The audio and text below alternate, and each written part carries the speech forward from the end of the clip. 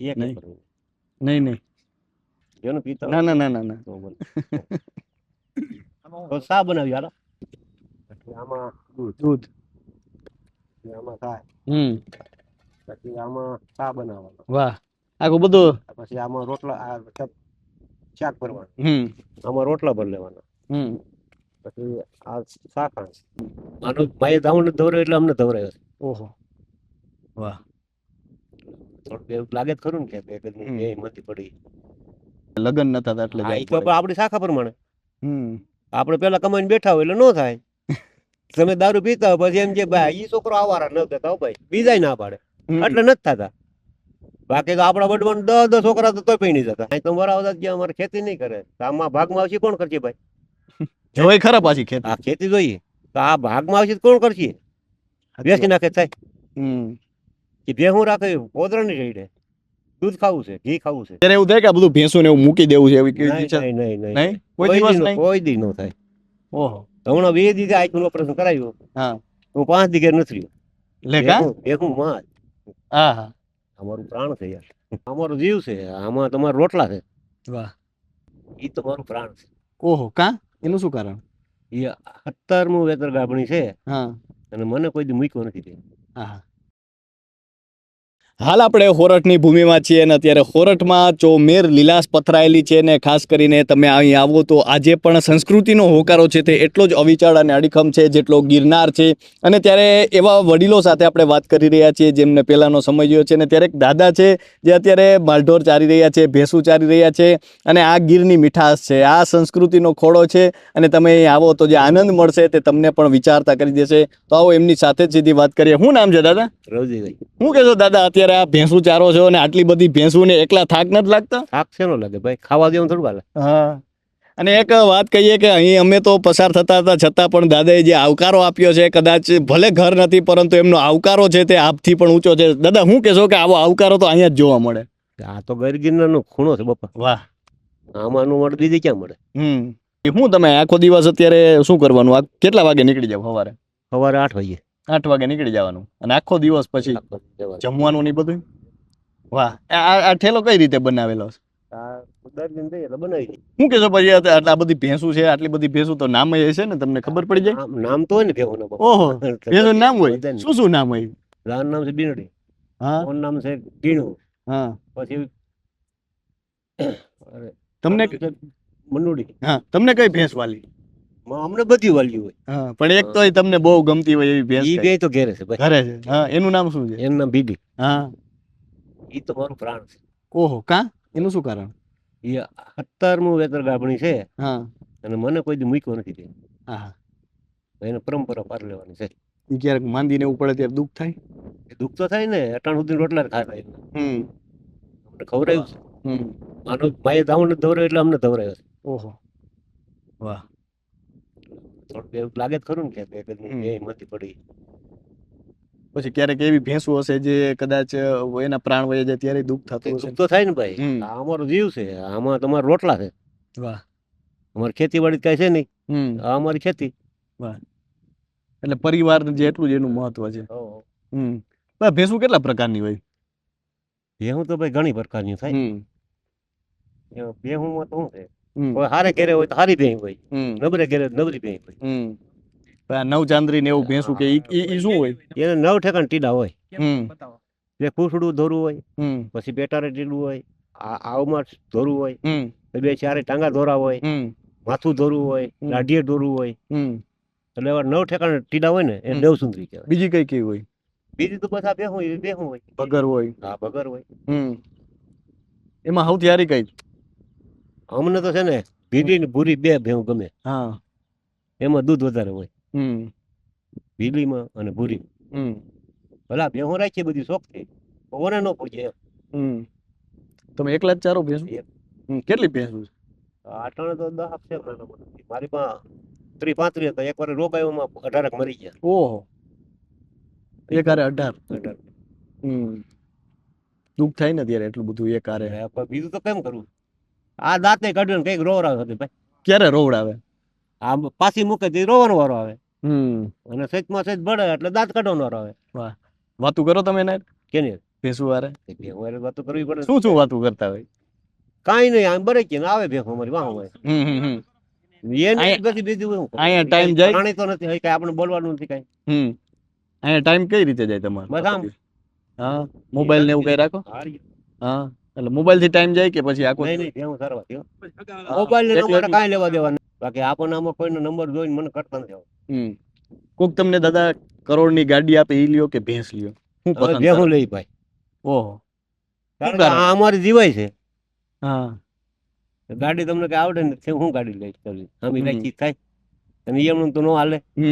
એમાં પેટ્રોલ તો નાખવું પડે. તો આ હાંજે સામે હવે દૂધ તો દે એ દૂધ નું શું કરો? માવો બનાવો છું? નહીં, ડેરી ડેરીમાં. દોવાની હાંજે 2 ટાઈમ સવારે. તમે જ દોવો છો? એક મારો છોકરો દો, હું દઉં, બે જ વાપરું. હવે કેટલી ભેંસું કરવાનો વિચાર?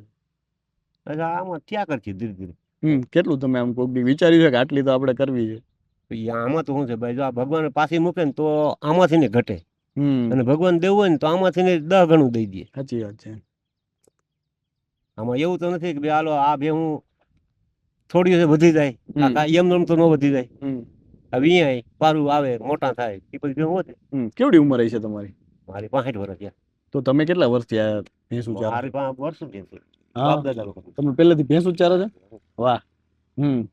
કેટલા વર્ષના હતા ત્યારથી? હું 12-13 વર્ષનો થયો. ઓહો. ભણેલા છો? નહીં આવે એક નહીં. કરું. નહીં. જેનું પિતા ના ના ના ના ના. તો બોલ. તો શા બનાવી હાલો. તમારે ચા અહીંયા જ બનાવો? હા, ભેગું જ હોય બધું મારું. ઓહો. કમઠાણ બધું ભેગું જ હોય. હા. અમને બધું લઈ આવવાનું. બધું કમ્પ્લીટ હોય. બધું લઈ આવવાનું પછી બનાવો. હો. કોરા દૂધનો ચા. હા. આમ આ શું છે? આ પાણી છે. હા. પછી આમાં દૂધ. પછી આમાં થાય. પછી આમાં ચા બનાવવાનો. વાહ. આખું બધું. પછી આમાં રોટલા, આ શાક ભરવાનું. આમાં રોટલા ભરી લેવાના. પછી આ શાખાંડ. વાહ. પછી આ ગયણી. બધું આવી ગયું. બધું આવી ગયું. કાંઈ ઘટવું જ ન જોઈએ. અમારે ઘરનું કાંઈ ન કરે. હા. અને ટિફિન અહીંયા જ લઈ આવો. બધું ભેગું છો ભાઈ. નકર તો કાયમ કોણ દેવા અમારા વાલા. એ સાચી વાત છે. પછી તમને ક્યારે એમ થાય કે બહાર જમવા જાય એવું કઈ? નહીં. અહીંની જે મજા છે એ આખી અલગ જ છે. મજા અલગ. આપણે આજ મજા અલગ. આમ ટાઈમ બાઈમ જમવાનો કે ગમે ત્યારે ગમે તે હોય, અમારો ટાઈમ જ ન હોય. હા. બેહું આ કાં સરે છે એટલે ખાઈ લેવાનું. બેહું બેઠી હોય તે ખાઈ લેવાનું. એવું નંબર બે હાલો બેહું બેહાડી દઈને ખાઈ લે, એ નહીં. એને મજા આવે તે મારે ખાવાનું. વાહ. એના ઉપર આખું. એનામાં થાય હાલવાનું. વાહ. એને થાય કે ઘેર વહી જાવ એટલે અમારે ઘેર વહી જવાનું. એને થાય સરવું એટલે અમારે સરવા દેવું. એવું ને કાંઈ આંકીને ભાગી જવું એમ. ક્યારે એવું થાય કે આ બધું ભેંસું ને એવું મૂકી દેવું છે એવી કેવી ઈચ્છા? નહીં. કોઈ દિવસ નહીં? કોઈ દી ન થાય. ઓહો. હમણાં 2 દી આંખનું ઓપરેશન કરાવ્યું. હા. હું 5 દી ઘેર નથી રહ્યો. લે કા? બેહું માં જ. હા. અમારું પ્રાણ છે યાર. ઓહો. એટલો પ્રેમ છે. એટલો પ્રેમ. એટલે વધારવાની ઈચ્છા થાય પણ કોઈ દી એવું નતું કે ભેંસું નું કામ મૂકી દે. પારું વેચવાનું મન ન થાય. બે વધ્યું જાય, પારું વેચવાનું નહીં. વેચીને તો બધા આમાં શું કરવાનું? હાલો અમે વેચ નાખીએ તો પછી કોઈને મજૂરી તમને એમ થાય કે નોકરી કરવી? નહીં. હવે નોકરી અત્યાર સુધી કરી નથી, હવે શું કરીએ ભાઈ? એટલે આ ભેંસુમાં જ જીવન મજા છે. સિટીમાં ક્યારે એમ થાય સિટીમાં રહેવા જવું? એ બરાબર સુરત રહીએ. ઓહો. હીરા કઈ બોલો. તો પછી કેમ ન્યા કેવું લાગતું તમને? ક્યાં? સુરતમાં. ન્યા કરતા મને આ મજા આવે. શું કારણ છે એનું? બસ આની મજા અલગ જ છે. તો ન્યા તો સારું નહીં સિટીમાં? ન્યાનું મજા આવે. ન્યા હાકે. એટલે સુરતમાં ગમે સિટીમાં જાવ પણ અહીંયા જેવી મજા નથી. જેવી મજા તો પછી કેમ તમે આવતા રહ્યા સુરત થી? નો મજા આવે. જોઈએ. વાહ. અહીં ભેગું કરીએ. હું હતી પેલા મરી ગયું. પોતાનું મોટું બીડું ને એ મરી ગયું. પછી પાછી ભેગું. અત્યારે તો યુવાનો તો બધું વેચીને શહેરમાં રહેવા જાય. એ તો ભાઈ જે જેને અનુકૂળ. કોઈને શહેરનો મોહ હોય, કોઈને ગામડાનો હોય. લાગે એક વખત બધા પાછા આવશે એવું લાગે? ક્યાં? શહેરમાંથી ગામડા તરફ ને અહીંથી જમી વેચી ગયા છે એ આવશે પાછા. જેની આ જમી વેચ નાખ્યું છે એ પાછા આવવાના છે ને. ત્યાં ઘરના આશરાને શું કરવાનું? તમારા ત્યાં આશરા હોય તમે ત્યાં રહ્યો બરોબર, પછી તમારે કમાવું તો પડે ને. સાચી વાત છે. પેઠાટું કાંઈક તો કરવું પડે ને. પણ આવું હોય તો કદાચ શરમ આવતી હોય ને એવું બધું થતું હોય. શરમ આવતી વેસાય જ નહીં ને. આવું કેવું વેચ નાખું તો પછી મને શરમ થાય તો વેસાય જ નહીં ને આપણે. તો કેમ પાછા નહીં આવતા હોય? એ તો ભાઈ એને ખબર હોય ને. પણ એક ફરે આવશે ખરા. આ કોરોના આવ્યો ત્યારે તો બધા આવ્યા હતા. બધા આવ્યા હતા. લાઈનમાં બધા આવી ગયા. અહીંથી ક્યાંય લાઈનમાં નતા ગયા. અહીં ગામમાં પછી અહીંયા આવીને સ્ટેટસ મૂકે પણ પછી કામ વાડીએ નહીં કરવાનું. થાય તો કરે ને. હમ તમને કીધું કે હાલો હાયર લ્યો તમે હું લ્યો સાચી વાત. બેસી જાઓ. હાયર લેવી કે હેલી નહીં છે ભાઈ. તમને કીધું હાલ્યો દાંતડું ને આમાં સેટા બધું ક્યારો મૂક્યો તો હું વાટો. તો હવે કોણ કરશે? આ ખેતી કોણ કરશે? પશુપાલન કોણ કરશે હવે? છોકરાઓને તો રસ આઈના અનાઈના જ કરશે. છોકરાઓને તો રસ નથી પણ એ તો એ આવશે પાછો. આવશે. આવે જ ને. એ બાપને કોઈ પાણી પીવે કે બુડીને તો ન મરી જવાય. પણ પછી તો એમ કહે કે લગ્ન અત્યારે નથી થતા. અમે ઘણા ગામમાં જતા ને તો વડીલ એમ કે લગ્ન નથી થતા એટલે હા, જવું ઈ તો પડે. આપણી શાખા પ્રમાણે હમ આપણે પેલા કમાઈને બેઠા હોય એટલે ન થાય. તમે દારૂ પીતા હોય પછી એમ કે ભાઈ ઈ છોકરો આવારા ન દેતા હો ભાઈ બીજાય ના પાડે હમ. એટલે નથી થતા. બાકી તો આપણા વડવાન 10 છોકરા તો તોય પૈણી જતા. સાચી વાત છે.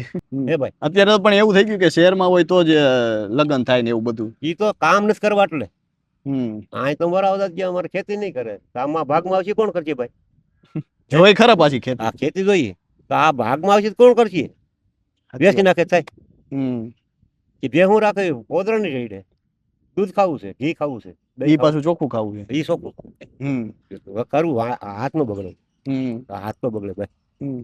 પાઉચ ના દૂધ તો તમને ભાવે? પીધા કોઈ પાઉચ ના દૂધ ને એ નહીં બધું? કોઈ દી નહીં. ઈ ભાવે? સાયે નહીં હા કોઈ દી નહીં. હવે તો એ બધું ઓલું એના લોગ ને એવું બધું આવતું Chemical નકલી બધું બંધ કરી દીધું. કેમિકલમાં આવી ગયું ને કોઈ દી નહીં. એટલે આ ચોખ્ખું દૂધ જ પીવાનું. તો જે રીતે દાદા વાત કરી રહ્યા છે કદાચ એમાં એક તર્ક છે જે સાંભળવા જેવો છે ને તમે આપણા વડીલો પાસે બેસો એ પ્રકૃતિના ખોળે રહેલા છે અને આજે પણ એ પ્રકૃતિના ખોળે અવિચળ અવાજ રાખીને બેઠા છે અને તેમને નાદમાં જે સંસ્કૃતિનો સાદ સંભળાય છે તે તમને અહીં આવીને જ જાણવા મળશે. તો હાલ બસ આટલું જ. ફરી મળતા રહીશું વાત ગુજરાતી પર.